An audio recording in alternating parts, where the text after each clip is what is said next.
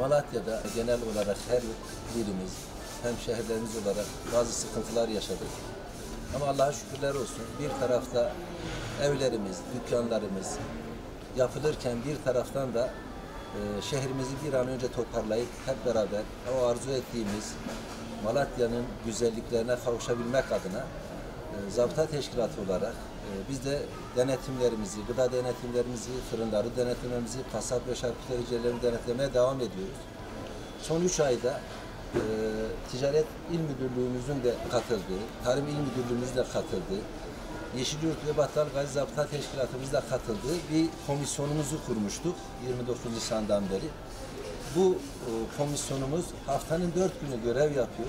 Biz bunu inşallah haftanın 7 gününe çıkarmak için şu anda planlamalarımızı yapıyoruz.